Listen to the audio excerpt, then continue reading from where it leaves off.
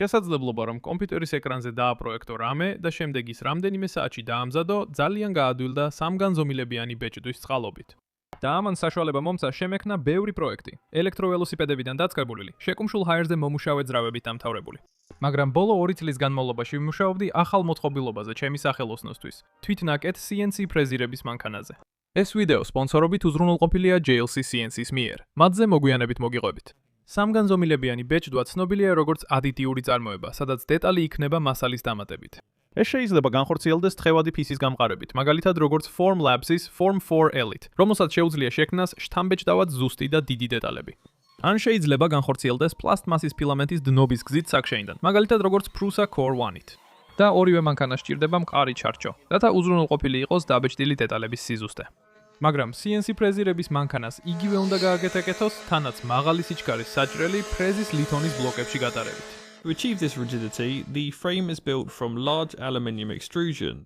ამ სიმყარეს რომ მიაღწიონ, ჩარჩო მზადდება დიდი ალუმინის პროფილებისგან, რომლებიც მარტივად ებმება ერთმანეთს და გააჩნია გარკვეული რეგულირების შესაძლებლობა, რათა შემდგომში ყველაფერი სწორად დაიყენოს.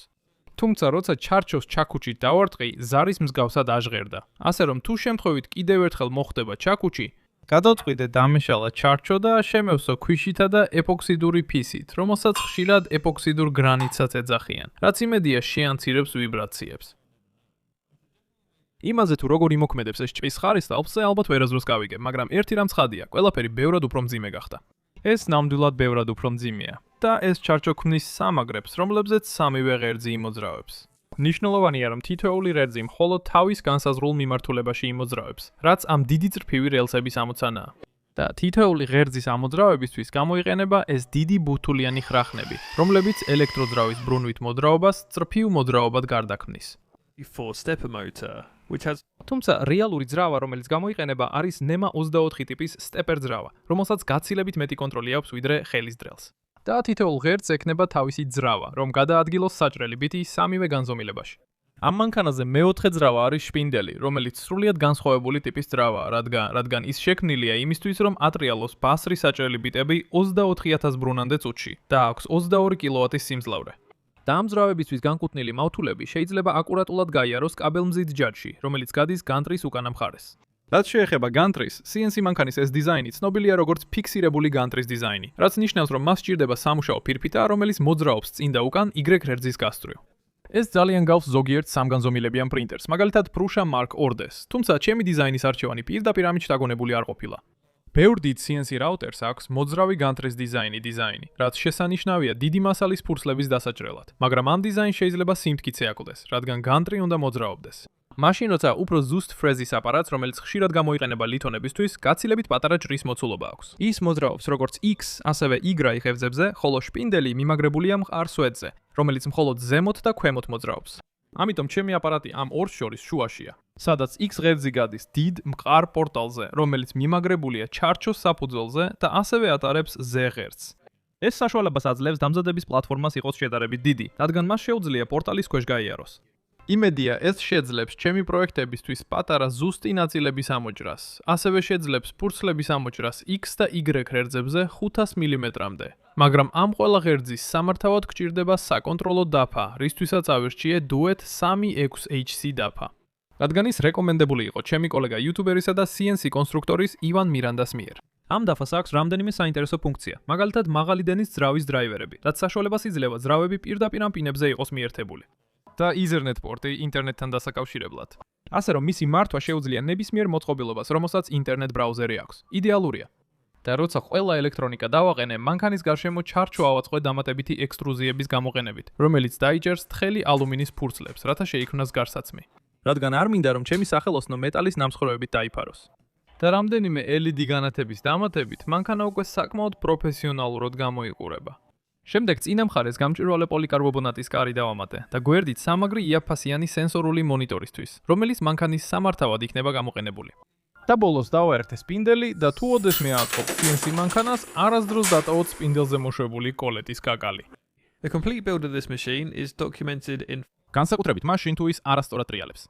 ამ მანქანის სრული აწყობის პროცესი ბევრად უფრო დეტალურად არის აღწერილი ჩემს მეორე რეარხზე, სადაც ასევე ვაჩვენებ საწყის ტესტირებას. მოჭრები, რომელშიც შედიოდა უზარმაზარი ალუმინის პლატფორმის ფიქსაციის ფირფიტად გადაქცევა 178 ხვრელის გაბრღვით და ხრახნის ამოჭრით. ეს ამარტივებს დეტალების დამაგრებას, ასევე ფრეზერის ვაისის მიმაგრებას. მთელი ეს მანქანა დამიჯდა 3955, ანუ ოდნავ მეტი ვიდრე $5000 და აშენებას ბევრად მეტი დრო დასჭირდა, ვიდრე თავდაპირველად ველოდი. და ეს ღირებულება მოიცავს ყველაფერს, როგორც აუცილებელ კომპონენტებს, როგორიცაა ჩარჩო და ხაზოვანი რელსები, ასევე დამატებით კომპონენტებს, როგორიცაა სენსორული ეკრანი, მონიტორი და ხელის მართვის ბორბალი. ეს მაძლევს საშუალებას თითოეული ღერძი გადავწიო ისეთ მცირე ნაბიჯებში, როგორიცაა 0.1 მილიმეტრი. თუმცა, თუ ჩემს არხს უკვე გარკვეული დროა გამოწერილი გაქვს, ეს გეცოდინება. მე უკვე მაქვს CNC რაუტერი, რომელიც დაახლოებით 7 წლის წინ ძალიან დაბალ ბიუჯეტში ვიყიდე. და ბიჭისგან, რომელსაც აშკარად თრედლოკის ფობია ჰქონდა.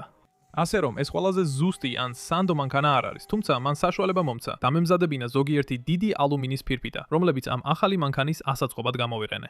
მაგრამ თუ CNC არ გაქვს და გჭირდება ნაწილების დამზადება, ძალიან გირჩევთ ამ ვიდეოს სპონსორს, JLC CNC-ს, რომელიც სწრაფ და ხელმისაწვდომ CNC სერვისებს გთავაზობთ. და არ ინერვიულო, პროფესიონალური საინჟინრო ნახატის შექმნა არ გჭირდება.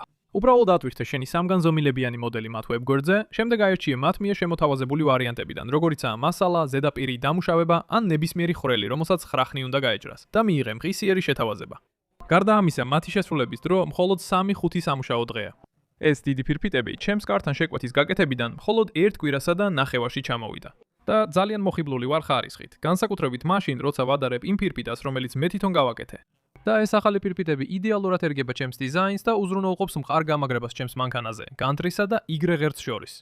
პატიოსნად რო ვთქვა, ვისურვებდი, რომ JLC CNC-სთვის ბევრად ადრე მიმეწერა შეკვეთა, რადგან მათი მომსახურება შესანიშნავია. და მიუხედავად იმისა, რომ ახლა უკვე საკუთარი CNC მაქვს, აუცილებლად კიდევ შევუკვეთავ მათთან. რადგან ისინი გთავაზობენ ისეთ სერვისებს, როგორიცაა 5 ღერძის დამუშავება და სხვა მასალებს, მაგალითად უჟანგავი ფოლადი. ასე რომ, თუ გსურთ სწრაფი, ხელმისაწვდომი, თქვენზე მორგებული დეტალები, მაშინ არ გამოტოვოთ მათი სპეციალური შეთავაზება. მიიღეთ $70 ფასდაკლება პირველ შეკვეთაზე. უბრალოდ გადადით ქვემოთ აღწერაში მოცემულ ბმულზე. ასე რომ, 2 წელიწად-ნახევარში მას შემდეგ, რაც ამ მანქანის დიზაინზე მუშაობა დავიწყე, ის საბოლოოდ დასრულდა. მოდი ძრავა გავაკეთოთ. ეს ალუმინის ბლოკია, რომელიც ოდნავ დიდია იმ დეტალზე, რომელიც უნდა დავამზადოთ და საჭიროა მანქანის დაპროგრამება. ინსტრუქციების ნაკრებით, რომელსაც G-კოდი ეწოდება, G-კოდი ძირითადად კოორდინატების სიაა, სადაც მანქანამ უნდა იმოძრაოს. მაგალითად, შეიძლება ეწეროს გადადი Y5-ზე, რაც ნიშნავს 5 მმ-ით წინ. შემდეგ გადადი X10-ზე, ანუ 10 მმ-ით მარჯვნივ. შემდეგ Y0-ზე და ბოლოს X0-ზე. და ეხლა მანქანამ მართკუთხედი ამოჭრა. მაგრამ აქ ერთი დეტალია. ეს ინსტრუქციები ყველა დამოკიდებულია ნულოვან წერტილზე, რომელსაც ხშირად სამუშაო წანაცვლებასაც უწოდებენ. ეხლა ამ მართკუთხედის ამოჭრისთვის სამუშაო წანაცვლება ასე მნიშვნელოვანი არ არის. თუმცა, ალბათ უკეთესია რომ ის ქვედა მარცხენა კუთხეში გადავიტანოთ, უბრალოდ იმისთვის რომ მთელი მასალა არ დავხარჯოთ. მაგრამ თუ გვინდა უფრო დიდი რაღაც ამოუჭრათ, რომელიც უფრო ახლოსაა მასალის ზომასთან, ძალიან მნიშვნელოვანია რომ პოზიცია სწორად იყოს დაყენებული. ამისთვის შეგვიძლია ხელით გადავწიოთ საჭრელი ინსტრუმენტი, მანამ სანამ ის მასალის ბლოკს ოდნავ შეეხება. შემდეგ კი ინსტრუმენტის რადიუსის გათვალისწინებით სამუშაო ოფსეტი შეგვიძლია 0-ზე დავაყენოთ ამ ღერძზე, მაგრამ ამის ზუსტად გაკეთებას სამივე ღერძზე შეიძლება რამდენიმე წუთი დასჭირდეს. ამის ალტერნატივაა შეხების ზონდის გამოყენება. არსებობს კომერციულად ხელმისაწვდომი შეხების ზონდები, მაგალითად ეს, რომელიც მაგრდება სპინდელში და მიერთებულია საკონტროლო დაფის შესატან პინზე. მაგრამ არ მომწონს, რომ ყოველ ჯერზე, როცა დეტალის ზონდირება მჭირდება, საჭრელი ბიტის მოხსნა მიწევს. ამიტომ პროტოტიპირება გავაკეთე და ჩემი საკუთარი დიზაინი შევქმენი. ეს ნაწილი აქ არის ზონდის სამაგრი ბრაკეტი და საჭიროებს 2-45 გრადუსიან დახვილ ზედაპირს, რომელზეც ზონდი დაჯდება, რათა ყოველთვის ერთსა და იმავე პოზიციაში იყოს მოთავსებული. და ეს სამაგრი მანქანას რამდენიმე 3 D-ბეჭდილი შუალედური დეტალით ერთდება, რათა ელექტრულად იყოს იზოლირებული ჩარჩოსგან. შემდეგ თავად ზონდი უბრალოდ კიდევ ერთი ალუმინის ბლოკია, რომელშიც მოთავსებულია პატარა ზონდის ნემსი, რომელიც კომერციული ზონდისგან ავირე და ეს ზონდი პატარა მაგნიტით მაგრდება სამაგრზე. მაგრამ იმისათვის, რომ ამ ზონდმა საკონტროლო დაფასთან კომუნიკაცია შეძლოს, მაუთული სამაგრის უკანა მხარეს მივამაგრე და ის სიგნალის პინზე მივაერთე. შემდეგ მიწის მავთული დავამაგრე ბეჭდვის ფირფიტაზე. და იმედია, როდესაც ზონდი ნაწილს შეეხება, წრეც დახურავს და საკონტროლო დაფა პოზიციას შეინახავს. შემდეგ შევძლებ გავზომო და დავაპროგრამო ზონდისა და სპინდელის შორის ოფსეტი და ამის შემდეგ ზუსტად შეინახება სამუშაო ოფსეტის მდებარეობა. ასევე წინასწარ დავაპროგრამე რამდენიმე სხვადასხვა ზონდირების თანმიმდევრობა, მაგალითად რომ შევძლო დეტალის 4-ვე გვერდის ზონდირება მისი ცენტრის საპოვნელად. და ის საოცრად კარგად მუშაობს. თუმცა ასეთი მარტივი სისტემისთვის არამტარებელ მასალებზე ზონდირებამ შეიძლება გარკვეული პრობლემები გამოიწვიოს. მოვით ბოლოს და ბოლოს კარტერი დავამზადოთ. მექანიკურ დამუშავებაში ჯერ კიდევ ბევრი მაქვს სასწაული, ამიტომ პარამეტრები ხანდახან აპარატს ცოტა უხეშად აჟღერებს, მაგრამ მთლიანობაში კმაყოფილი ვარ იმ დეტალების ხარისხით, რასაც ეს მანქანა აწარმოებს. Onto a nice cylindrical shape, as well as boring out the center where the ამ დეტალის ზედა მხარე კარტერის უკანა ნაწილი იქნება. ამიტომ საჭიროა მისი ამოჭრა, რომ კრანკშაფტისთვის და საკისრებისთვის ადგილი გაკეთდეს. უკანა მხარეს გავბურღე სამონტაჟო ხვრელები, რომ ძრავის შემდგომი ტესტირებისას გამოვიყენო. ამ ხვრელებში შეიძლება ხრახნი გაიჭრას სპეციალური საჭრელი ინსტრუმენტით, რომელსაც thread and mills უწოდებენ. მას აქვს დახრილი საჭრელი კბილები, რომლითაც იდეალური ხრახნი კეთდება. ეს ბევრ დროსა და ძალის ხმევას ზოგავს, ხელით ხრახნის ჭრასთან შედარებით. შემდეგ კი დამუშავების ეს მხარე შეიძლება დასრულდეს ფაზის ინსტრუმენტით, რომლითაც ყველა კუთხეს 45 გრადუსიანი დახლა ემატება. დასრულების შემდეგ დეტალი უნდა გადაბრუნდეს, რათა დამუშავდეს კრანკეისის ზედა მხარე, რაც ხელახალ გაზომვას მოითხოვს, რადგან დეტალების მდებარეობა ახლა შეიცვალა. და მნიშვნელოვანია, რომ სამშაოს ტანაცვლებას სწორად დავადგინოთ, რადგან ეს ახალი ხვრელი იქნება ცილინდრის მდებარეობა. ცილინდრის დასამაგრებლად ავირჩიე ხრახნიანი ხვრელი, კონკრეტულად კი M16 1 მმ-იანი ნაბიჯით, რომლის ამოჭრაც ძალიან სასიამოვნოა ხრახნის ბოლოთი ფრეზით. და ამ ხრახნის მიზეზი მოგვიანებით გასაგები გახდება. მოკლე ფაზური ჭრის შემდეგ, რომლითაც კიდებს ბასრი მოეხსნა, კრანკეისი შეიძლება ბოლოს ერთხელ გადავაბრუნოთ წინა მხარის დასამუშავებლად, რისთვისაც საჭირო იყო ზონდის გამოყენება, გასწორება და ბევრი მასალის მოცილება, რომ ლამაზი ცილინდრული ფორმა მიგვეღო. ასევე ცენტრის გაფართოება, სადაც გამავალი ღებზი გაივლის. Because I want a project to test out my new CNC mill, but I also believe that increasing the operating pressure of these ასე რომ ძრავის პირველი ნაწილი უკვე მზადაა, რომლის დამუშავებასაც დაახლოებით 1 საათი დასჭირდა. და სანამ ამას ვამზადებდი, იგივე ნაწილი სამგანზომილებიანად დავბეჭდე რესინით Formlapse-ის Form 4-ზე. ბეჭდვისა და დამუშავების დრო დაახლოებით 2 საათი იყო. ასევე დავბეჭდე ვერსია Prusa Core 1-ზე PLA პლასტიკით, რისთვისაც მხოლოდ 22 წუთი დამჭირდა. თუმცა ეს შედარება ზუსტად სამართლიანი არ არის, რადგან ალუმინის ნაწილის მოსამზადებლად დაახლოებით 2-3 საათი დამჭირდა. ეს იმიტომ, რომ სამგანზომილებიანი პრინტერებისგან განსხვავებით, სადაც უბრალოდ შემიძლია სამგანზომილებიანი მოდელი შემოვიტანო, რამდენიმე პარამეტრი შევცვალო და ბეჭდვას დავაწყაპუნო. CNC სჭირდება თითოეული ჭრის წინასწარ დაპროგრამება. ჭრის სიღრმიდან დაწყებული, ინსტრუმენტის მოძრაობის სიჩქარით გაგრძელებული, ან თუნდაც რომელი ინსტრუმენტი გამოვიყენო. და თუ შეცდომას დაუშვებთ, ძალიან ადვილია რამე გააფუჭო. ასე რომ მიუხედავად იმისა, რომ ალუმინის ნაწილი კარგად გამოიყურება და ყველაზე ძლიერი იქნება ისეთი ნაწილებისთვის, როგორიცაა ეს კრანკეისი, მას არ სჭირდება აუცილებლად ალუმინის სიმტკიცე. ბევრად ადვილი და იაფი იქნებოდა მისი სამგანზომილებიანი ბეჭდვა. მაშ, რატომ გადავთქვით ახლა ალუმინის აერის ძრავის გაკეთება, როცა პლასტმასის ძრავები, რომლებიც ადრე ავაწყვე, მშვენივრად მუშაობენ? ნაწილობრივ იმიტომ, რომ მინდა ახალი პროექტი, რომ ჩემი ახალი CNC პრეზი გამოვცადო. მაგრამ ასევე მჯერა, რომ ამ ძრავების სამუშაო წნევის გაზრდა შეიძლება დაეხმაროს ეფექტურობისა და სიმძლავრის გაზრდაში. კერძოდ იმისთვის, რომ ძრავები თხევად ნახშირო ჟანგზე იმუშაოს, რომელიც ოთახის ტემპერატურაზე დაახლოებით 900 PSI-ს შეადგენს. თუმცა განსხვავებით ჩვეულებრივი შეკუმშული ჰაერისგან 100 PSI-ზე, რომლის წნევაც ძრავის მუშაობისას თანდათან მცირდება, თხევადი ნახშირო ჟანგი უნდა ინარჩუნებდეს 900 PSI-ს. სანამ მთელი თხევადი არ აორთქლდება, ის თითქმის თვითრეგულირებადი აირის წყაროსავით მოქმედებს. ეხლა ეს კონკრეტული ძრავა იმედია იმუშავებს ჩვეულებრივი ჰაერით 100 PSI-ზე. რადგან ჯერ კიდევ სწავლობ ზოგიერთი დეტალის დამზადების საუკეთესო მეთოდებს და ბევრი რამ მაქვს გასარკვევი CO2 ძრავის შექმნამდე, განსაკუთრებით როცა საქმე ეხება დგუშსა და ცილინდრს. იმიტომ რომ მიუხედავად იმისა, რომ CNC ფრეზი ძალიან კარგად ჭრის სწორ ხაზებს, მისი ხაზოვანი მოძრაობის სისტემის გამო მას ცოტა უჭირს წრეების ამოჭრა. ეს ნაწილობრივ გამოწვეულია ძრავების სიზუსტის ლიმიტით, მაგრამ ასევე იმ კოორდინატული G-code სისტემით, რომელსაც მანქანა უნდა მიხვეს. როგორც ადრე ვახსენეთ, კვადრატის ამოსაჭრელად 4 კოორდინატის ხაზია საჭირო, ხოლო ოქტაგონის ამოსაჭრელად 8 ხაზი. და თუ კოორდინატების რაოდენობას გავზრდით, ნელ-ნელა უფრო და უფრო მიუახლოვდებით წრეს. თუმცა მიუხედავად იმისა, რომ 150 ხაზიც კი გვაქვს, რაც CNC პროგრამამ შექმნა, ეს მაინც შორსაა იდეალური წრისგან. იდეალურ შემთხვევაში ეს დეტალი შეიძლება დამზადდეს ტოკარულ ჩარხზე, რომელიც აბრუნებს მასალას და უძრავი საჭრელი პირით ქმნის სრულყოფილად მრგვალ ნაწილებს. მაგრამ რა მოხდება თუ პირიქით მოვიქცევ? ამისთვის საჭიროა სპეციალური ხელსაწყოს დამზადება, რომელიც საჭრელ პირს დგუშის რადიუსით გადაადგილებს. ამ ხელსაწყოს ცენტრში აქვს ხვრელი, რომელიც დგუშის დიამეტრზე უფრო დიდია. და გვერდიდან უნდა მოიჭრას ნაწილი მასალისა, რომ საჭრელი პირი დამაგრდეს. თუმცა ეს ხელსაწყო საბოლოოდ დამაგრდება შპინდელში და დაატრიალებენ დაახლოებით 10,000 ბრუნით წუთში. ამიტომ ის კარგად უნდა იყოს დაბალანსებული, რასაც ხელს არ უწყობს მასალის დიდი რაოდენობის მოცილება მხოლოდ ერთი მხრიდან. ამის გამოსასწორებლად დიზაინი ძალიან არაბუნებრივად გამოიყურება, რადგან ამ მხარეს მასალის ნაკლებობა დაბალანსებულია მეორე მხრიდან მასალის მოცილებით. და მე ეს დავაპროექტე ჩემი CAD პროგრამის მასის ცენტრის ინსტრუმენტის გამოყენებით. ასე რომ ვიმედოვნოთ, რეალობაში ის დაბალანსებული იქნება. შემდეგ ის გვერდზე გადაბრუნდება, რათა დამუშავდეს პატარა სამკუთხა ჯვრილი. რადგან გეგმავ გამოვიყენო ამ ჩასადმელი საჭველი წვერებიდან ერთ-ერთი, რომელიც დამაგრდება პატარა ჯანჯიკით. ამიტომ საჭიროა ნახვრათის გაბრუვა და ხრახნის ჭრა, თუმცა ამ ზომის ხრახნისთვის საკმარისად პატარა ხრახნის მოსაჭრელი ფრეზი არ მაქვს, ამიტომ ხელით დავჭერი ხრახნი. და ზუსტად 3 ბრუნის შემდეგ, მას შემდეგ რაც სულელურად შევთქვეთე ჩაწერა, ხრახნის საჭრელი გამიტყდა. ეს ხრახნის საჭრელი მაგრად გაიჭედა და ის ძალიან პატარაა იმისთვის, რომ დეტალიდან ისე ამოვიღო, რომ არ დავაზიანო. ამიტომ მომიწია სრულიად ახალი დეტალის დამზადება და ამჯერად გადავწყვიტე ხრახნის ჭრა მეორე მხრიდან გამეკეთებინა, რაც ბევრად უკეთ გამოვიდა. შემდეგ დეტალი შეიძლება ბოლოს ერთხელ გადავაბრუნო, რომ მოაშორო დარჩენილი მასალა. და ცენტრში შეიძლება გავბურღო ხვრელი, რომელსაც M10 რეზბა უნდა გაჭროდა.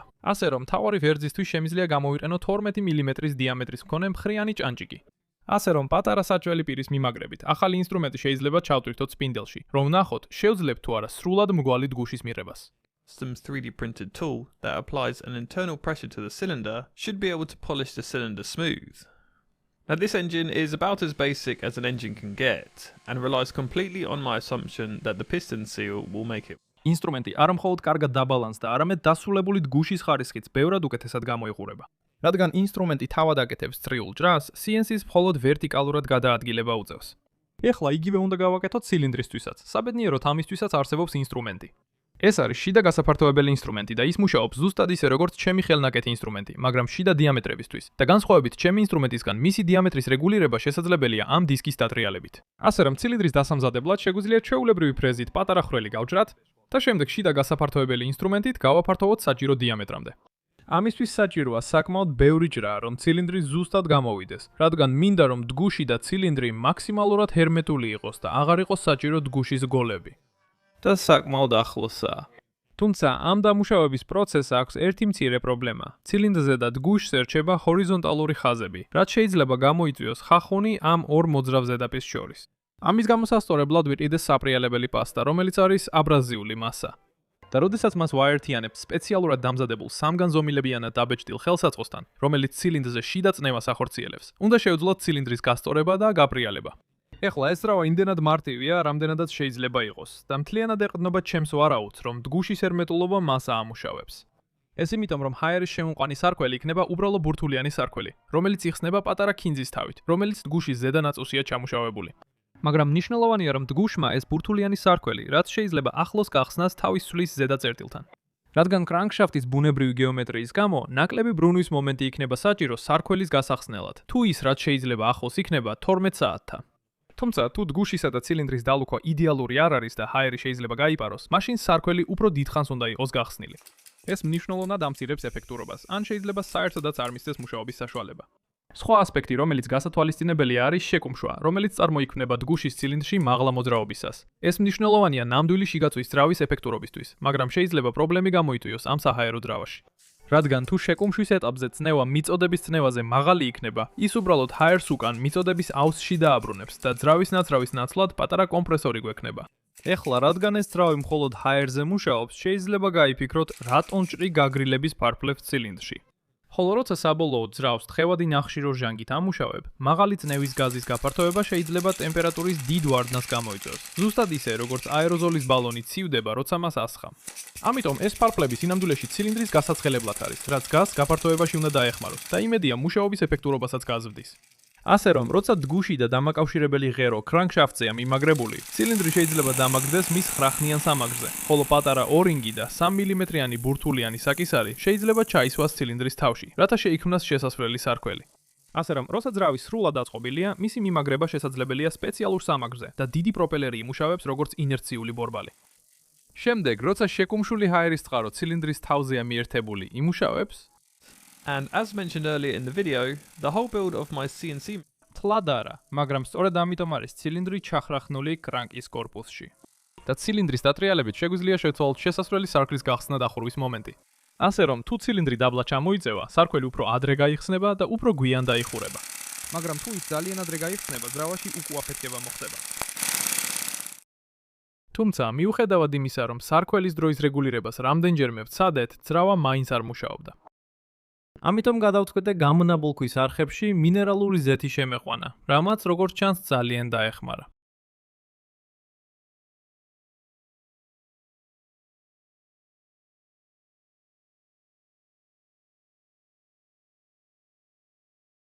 და სარქველის დროის რამდენიმე მცირე რეგულირების შემდეგ, როგორც ჩანს, უცნაურ სიმძლავრის დიაპაზონში შევიდა.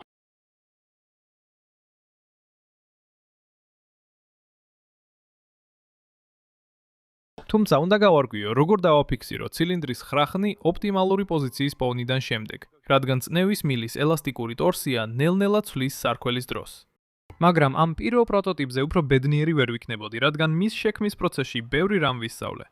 და როგორც ვიდეოს დასაწყისში ვახსენე, ჩემი CNC მანქანის მთელი აწყობის პროცესი დეტალურად არის აღწერილი ჩემს მეორე არხზე, TeamStation-ზე.